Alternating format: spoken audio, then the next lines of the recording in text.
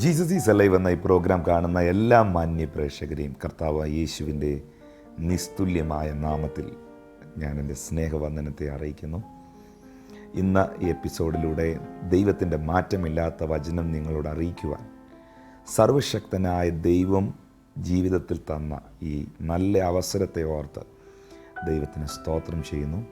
കഴിഞ്ഞ എപ്പിസോഡുകളിൽ, കഴിഞ്ഞ ദിവസങ്ങളിൽ നടന്ന മീറ്റിങ്ങുകളിൽ, ആരാധനകളിലൊക്കെയും ദൈവത്തിൻ്റെ ആഴമേറിയ സ്നേഹം ആത്മാവിൽ അനുഭവിക്കുവാൻ ദൈവം നമുക്ക് കൃപ ചെയ്തു. ഇന്ന് ഈ പ്രോഗ്രാം നിങ്ങൾ എന്നെ കണ്ടുകൊണ്ടിരിക്കുമ്പോൾ വിശുദ്ധ ബൈബിളിൽ നാം വായിക്കുന്നത് പോലെ, എൻ മനമേ നീ യഹോവയെ വാഴ്ത്തുക, എൻ്റെ സർവാന്തരംഗവുമേ അവൻ്റെ വിശുദ്ധ നാമത്തെ വാഴ്ത്തുക, എൻ മനമേ നീ യഹോവയെ വാഴ്ത്തുക, അവൻ്റെ ഉപകാരങ്ങൾ ഒന്നും മറക്കരുത്.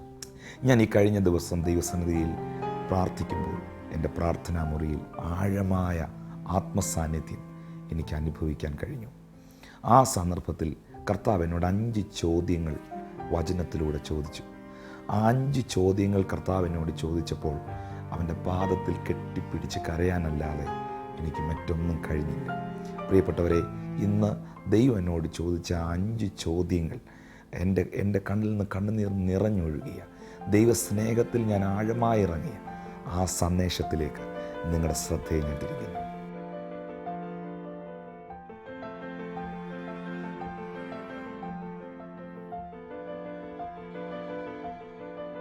എൻ്റെ പ്രിയ സഹോദരങ്ങളെ, എല്ലാ മാന്യപ്രേക്ഷകരുമേ, ഞാൻ ദൈവസന്നിധിയിൽ പ്രാർത്ഥിക്കുന്ന സമയത്ത് കർത്താവ് എന്നോട് ചോദിച്ച 5 ചോദ്യങ്ങൾ റോമർക്കെഴുതിയ ലേഖനം 8-ാമത്തെ അധ്യായം 31 മുതലുള്ള വാക്യങ്ങളിലാണ് നാം അത് കാണുന്നത്.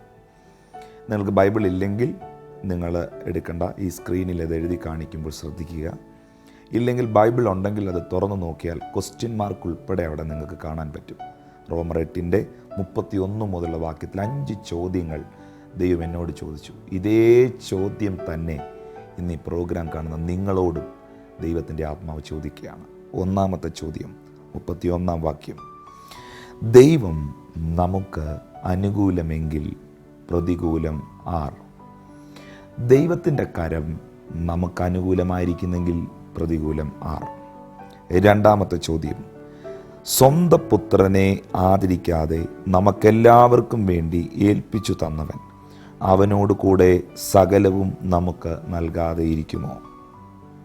3-ാമത്തെ ചോദ്യം: ദൈവം തിരഞ്ഞെടുത്തവരെ ആർ കുറ്റം ചുമത്തും? 4-ാമത്തെ ചോദ്യം: നീതീകരിക്കുന്നവൻ ദൈവം, ശിക്ഷ വിധിക്കുന്നവൻ ആർ? 5-ാമത്തെ ചോദ്യം: ക്രിസ്തുവിൻ്റെ സ്നേഹത്തിൽ നിന്ന് നമ്മെ വേർപിരിക്കുന്നത് ആർ? ഈ 5 ചോദ്യങ്ങൾ വളരെ ശക്തമാണ്. ഒന്നാമതായി കർത്താവ് ചോദിക്കുന്നു, ആകയാൽ ദൈവം നമുക്ക് അനുകൂലമെങ്കിൽ പ്രതികൂലം ആർ? എൻ്റെ മാന്യ സഹോദരങ്ങളെ, നമ്മുടെ ജീവിതയാത്രയിൽ നാം അനേക കാര്യങ്ങളെ ഫേസ് ചെയ്യുന്നവരാണ്. ഒരു ദിവസം മുൻപോട്ട് പോകണമെങ്കിൽ, ഒരു ദിവസം ജീവിക്കണമെങ്കിൽ എന്തെല്ലാം കാര്യങ്ങൾ നമുക്ക് ഫേസ് ചെയ്താലൊക്കും. പലതിനെയും അഭിമുഖീകരിച്ച് പല കാര്യങ്ങൾ ഫേസ് ചെയ്ത് ഓരോ ദിവസവും ദൈവം നമ്മളെ അത്ഭുതകരമായി നടത്തുന്നു. എന്നാൽ കഴിഞ്ഞ നാളുകളെക്കുറിച്ച് നാം ചിന്തിക്കുകയും ഇന്നത്തെ ദിവസത്തെക്കുറിച്ച് നാം ഓർക്കുകയും വരുവാൻ പോകുന്ന നാളുകളെക്കുറിച്ച് കർത്താവ് അനുവദിക്കുന്നെങ്കിൽ നാം മനസ്സിലാക്കുകയും ചെയ്താൽ ഈ ചോദ്യത്തിന് നിങ്ങളെ സംബന്ധിച്ച് വളരെ പ്രസക്തിയുണ്ട്. എന്നെ സംബന്ധിച്ച് വളരെ ശക്തമാണെന്ന് ഞാൻ പറയുന്നു. ദൈവം നമുക്ക് അനുകൂലം എങ്കിൽ പ്രതികൂലം ആർ? If God is with us, who is against us? ദൈവത്തിൻ്റെ കരം നിങ്ങൾക്ക് അനുകൂലമായിരുന്നാൽ, ആ ദൈവികമായ അനുകൂലത, ആ ഫേവർ നിങ്ങളുടെ മേൽ ഉണ്ടായിരുന്നാൽ, ഈ ലോകത്തിൽ ആർക്കും നിങ്ങളെ തകർക്കാൻ കഴിയത്തില്ല. ദൈവത്തിൻ്റെ ആ ഫേവർ, ആ അനുകൂലത, ദൈവികമായ ആനുകൂല്യങ്ങൾ അല്ലെങ്കിൽ അനുകൂലത നിങ്ങൾക്കുണ്ടായാൽ ആർക്കും നിങ്ങളെ തകർക്കാൻ ഒക്കത്തില്ല. ഒരുപാട് കാര്യങ്ങളെ ചൊല്ലി ഭാരപ്പെട്ടിരിക്കുന്ന, ഒരുപാട് വിഷയങ്ങളെ ഓർത്ത് ആകുലപ്പെട്ടിരിക്കുന്ന, ഇന്ന് എന്നെ കണ്ടുകൊണ്ടിരിക്കുമ്പോൾ ദൈവമേ എന്നോട് സംസാരിക്കണമേ എന്ന് ഹൃദയനുറുക്കത്തോടെ പ്രാർത്ഥിക്കുന്ന നിങ്ങളോട് ദൈവം സംസാരിക്കുന്നു. ആകയാൽ ഈ സർവശക്തനായ ദൈവം നിങ്ങൾക്ക് അനുകൂലമെങ്കിൽ പ്രതികൂലം രണ്ടാമത്തെ ചോദ്യം ദൈവം ചോദിച്ചത്, സ്വന്തം പുത്രനെ ആദരിക്കാതെ അവനെ നമുക്ക് തന്നവൻ അവനോട് കൂടെ സകലവും നമുക്ക് നൽകാതെ ഇരിക്കുമോ? തൻ്റെ ഏക മകനെ, തൻ്റെ ഏകജാതനായ പുത്രനെ നമുക്ക് വേണ്ടി തന്നവൻ, സ്വർഗത്തിലെ ഏറ്റവും വലിയ പദവിയിലിരിക്കുന്നതാണ് കർത്താവായ യേശു ക്രിസ്തു. സ്വർഗത്തിലെ പിതാവിൻ്റെ ഏറ്റവും വലിയ സമ്പത്താണ് കർത്താവായ യേശു ക്രിസ്തു. തൻ്റെ പുത്രനേക്കാൾ വലുതായ ഒന്നും സ്വർഗത്തിലില്ല. ദൂതന്മാർ അവനെ ആരാധിക്കുന്നു, സർവ്വലോകവും അവനെ വാഴ്ത്തി വണങ്ങുന്നു. 24 മൂപ്പന്മാർ അവരുടെ കിരീടങ്ങളെ നിലത്തു താഴ്ത്തിയിട്ട്, കുഞ്ഞാടേ നീ ആരാധനയ്ക്ക് യോഗ്യൻ എന്ന് ആർപ്പിട്ട് ആരാധിക്കുന്ന സർവശക്തനായവനാണ് കർത്താവായ യേശു ക്രിസ്തു. സ്വർഗത്തിലെ ഏറ്റവും വലിയ സമ്പത്തായ തൻ്റെ പുത്രനെ നമുക്ക് വേണ്ടി തരുവാൻ ഈ പിതാവ് മടിച്ചില്ലെങ്കിൽ, നമ്മെ രക്ഷിക്കുവാൻ, നിങ്ങളെ രക്ഷിക്കുവാൻ, പാപത്തെ മാറ്റുവാൻ, നിങ്ങളുടെ ശാപത്തെ പോക്കുവാൻ, നിങ്ങളുടെ രോഗത്തെ സൗഖ്യമാക്കുവാൻ, നിങ്ങൾക്ക് നിത്യജീവൻ തരുവാൻ, നിങ്ങളുടെ തകർന്ന ജീവിതത്തെ പണിതുയർത്തുവാൻ, നിങ്ങളുടെ പേർ സ്വർഗത്തിൽ എഴുതുവാൻ, മരണത്തിനപ്പുറമായ ആ നിത്യമായ സ്വർഗീയമായ ജീവിതം നിങ്ങൾക്കുണ്ടാകുവാൻ, നിങ്ങളുടെ ആത്മാവ് നിത്യനരകത്തിൽ നിപതിക്കാതെ നിത്യജീവൻ അവകാശിയായി മാറുവാൻ, തൻ്റെ പുത്രനെ, ഏകജാതനെ നമുക്ക് തരുവാൻ മടിക്കാതിരുന്നവൻ അവനോട് കൂടെ സകലവും നിങ്ങൾക്ക് നൽകാതിരിക്കുമോ? ശകലമല്ല, സകലവും നിങ്ങൾക്ക് നൽകാതിരിക്കുമോ? അവൻ നിങ്ങൾക്ക് സകലത്തെയും നൽകുന്നവനാണ്.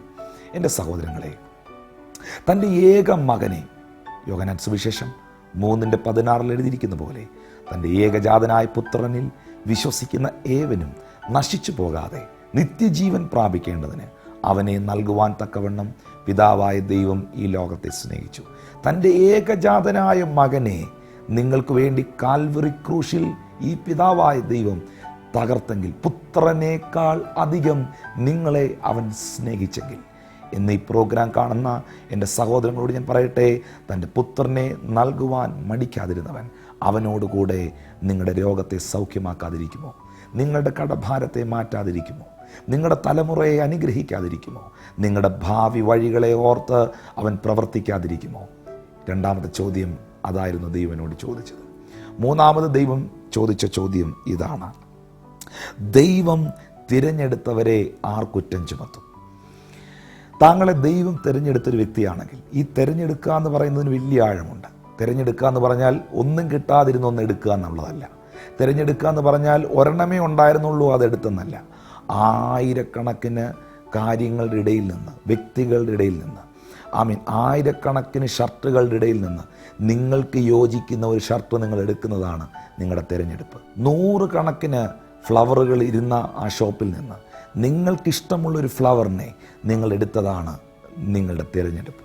അങ്ങനെയെങ്കിൽ ദൈവം നമ്മെ തിരഞ്ഞെടുത്തു എന്ന് പറഞ്ഞാൽ അത് ശക്തമാണ്. 5 കൊല്ലത്തേക്കല്ല, 2 വർഷത്തേക്കല്ല, 10 വർഷത്തേക്കല്ല, നിത്യത മുതൽ നിത്യത വരെ കർത്താവ് നമ്മെ തിരഞ്ഞെടുത്തു.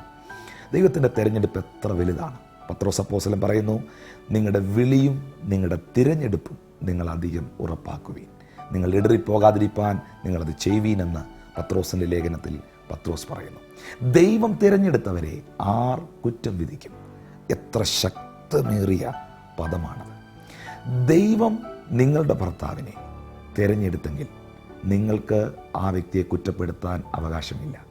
നിങ്ങളുടെ ഭാര്യയെ, നിങ്ങളുടെ മാതാവിനെ, നിങ്ങളുടെ പിതാവിനെ, നിങ്ങളുടെ കുഞ്ഞിനെ, നിങ്ങളുടെ അരികിലിരിക്കുന്ന ആ വ്യക്തിയെ കർത്താവ് തിരഞ്ഞെടുത്ത വ്യക്തിയാണെങ്കിൽ നിങ്ങൾക്ക് ആ വ്യക്തിയെ കുറ്റം ചുമത്താൻ കഴിയത്തില്ല. ഞാൻ പലപ്പോഴും പറയാറുണ്ട്, നിങ്ങളുടെ അടുക്കലിരിക്കുന്ന വ്യക്തിയെ യേശു സ്നേഹിക്കുന്നെങ്കിൽ നിങ്ങൾക്കെന്താ പിണക്കം? നിങ്ങളുടെ സഭയിൽ കടന്നു വരുന്ന ആ വ്യക്തിയെ വിടുവിക്കുവാൻ യേശു കർത്താവ് തൻ്റെ ജീവനെ കൊടുത്തെങ്കിൽ, കർത്താവ് ആ വ്യക്തിയെ സ്നേഹിച്ചെങ്കിൽ നിങ്ങൾക്കെന്താ വ്യക്തിയോട് പിണക്കം? ദൈവം സ്നേഹിക്കുന്നവരെ നമുക്കും സ്നേഹിക്കാൻ കഴിയണം. ദൈവം വെറുക്കുന്നതിനെ നമുക്കും വെറുക്കാൻ കഴിയണം. അതാണ് യഥാർത്ഥമായ ക്രിസ്തീയ ജീവിതം. അങ്ങനെയെങ്കിൽ എൻ്റെ മാന്യ പ്രേക്ഷകരെ, സ്നേഹിതരെ, സഹോദരങ്ങളെ, സ്നേഹത്തോടെ ഞാൻ പറയട്ടെ, ദൈവം തിരഞ്ഞെടുത്ത താങ്കളെ ആർക്കും കുറ്റം പറയാൻ കഴിയത്തില്ല. വിശുദ്ധ ബൈബിളിൽ എഴുതിയിരിക്കുന്നു, നീതീകരിക്കുന്നവൻ ദൈവം, കുറ്റം വിധിക്കുന്നവൻ ആർ? ദൈവം ശുദ്ധീകരിച്ചതിനെ ആർക്കും മലിനമെന്ന് പറയാൻ കഴിയത്തില്ല. നിങ്ങളോട് സംസാരിക്കുന്ന എന്നെ ദൈവം തിരഞ്ഞെടുത്ത ഒരു വ്യക്തിയാണെങ്കിൽ ആരെന്നെ കുറ്റപ്പെടുത്തിയാലും ഞാൻ കുറ്റക്കാരനാകുന്നില്ല എന്ന വെളിപ്പാട് എൻ്റെ ഉള്ളിലുണ്ട്. കാരണം ദൈവത്തെക്കാൾ വലിയവനല്ല മൂക്കിൽ ഒരു ശ്വാസമുള്ള മനുഷ്യൻ. ദൈവത്തെക്കാൾ വലിയവനല്ല ഈ ഭൂമിയിൽ ആരും. സർവശക്തനായ ദൈവമാണ് എല്ലാറ്റിലും വലിയവൻ, ഉയർന്നിരിക്കുന്നവൻ, ഉന്നതൻ, ശാശ്വതവാസി. സ്തോത്രം. സർവശക്തനായവൻ നമ്മുടെ ദൈവമാണ്. മൂന്നാമത്തെ ചോദ്യം, ദൈവം തിരഞ്ഞെടുത്തവരെ ആർ കുറ്റം ചുമത്തും? ആർക്ക് സാധ്യമല്ല.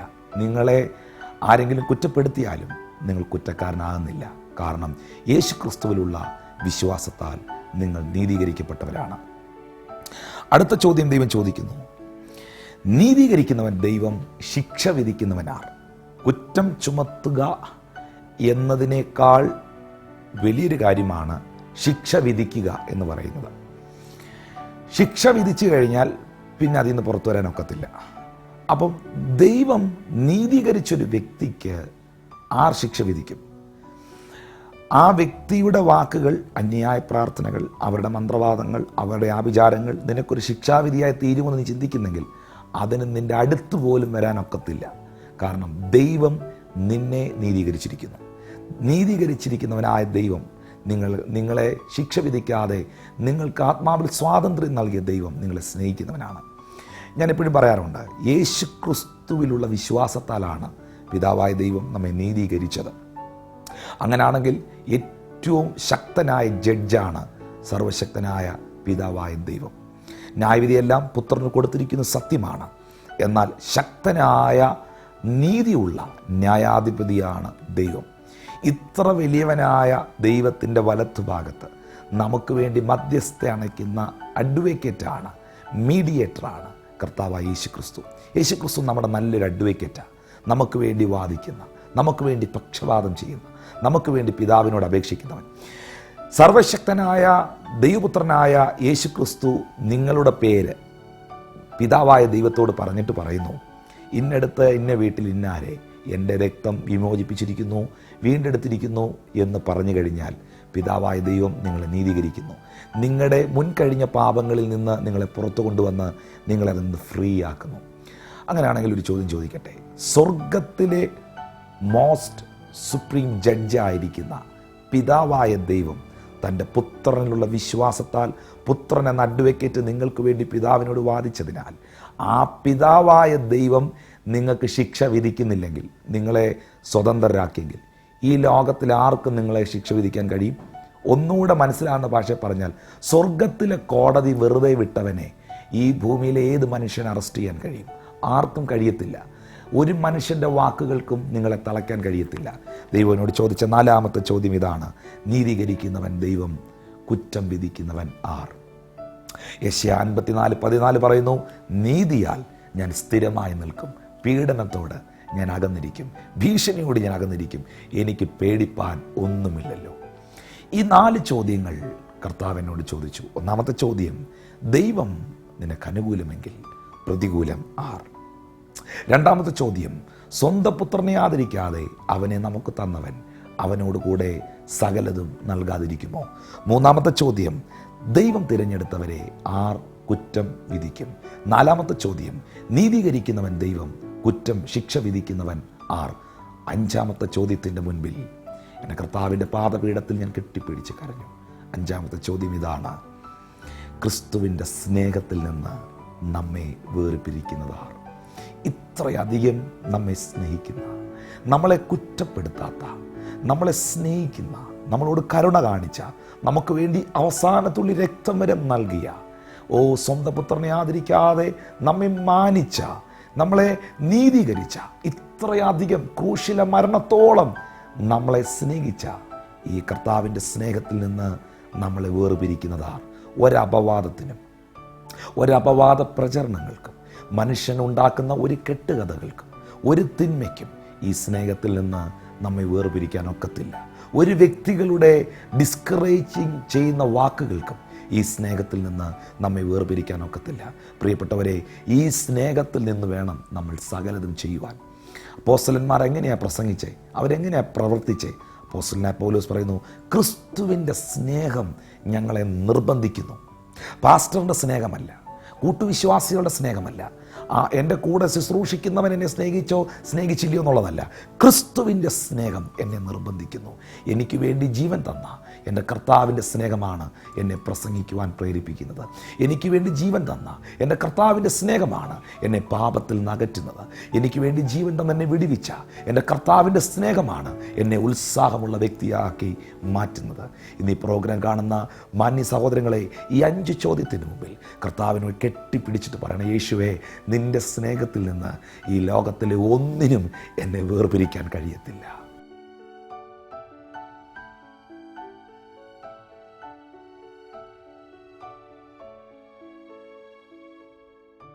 എല്ലാവരും ഈ സമയം എന്നോട് ചേർന്ന് പ്രാർത്ഥിച്ചാട്ടെ. ആ കർത്താവിൻ്റെ സ്നേഹത്തിനകത്ത് ഇന്ന് ഈ പ്രോഗ്രാം നിങ്ങൾ കാണുമ്പോൾ, ഈ രാത്രിയിൽ ദൈവം നിങ്ങളെ നിറയ്ക്കുക. യേശു കർത്താവേ, ഇപ്പോൾ തന്നെ നിൻ്റെ ശക്തി ഇവർമേൽ വെളിപ്പെടട്ടെ. ദൈവം ഞങ്ങൾക്ക് അനുകൂലമെങ്കിൽ പ്രതികൂലമായി ആരുമില്ലല്ലോ. സ്വന്തം പുത്രനെ ആദരിക്കാതെ നിൻ്റെ ഏകജാതനായ മകനെ നീ ഞങ്ങൾക്ക് തന്നെങ്കിൽ അവനോടുകൂടെ നീ സകലതും ഞങ്ങൾക്ക് നൽകാതിരിക്കുമോ?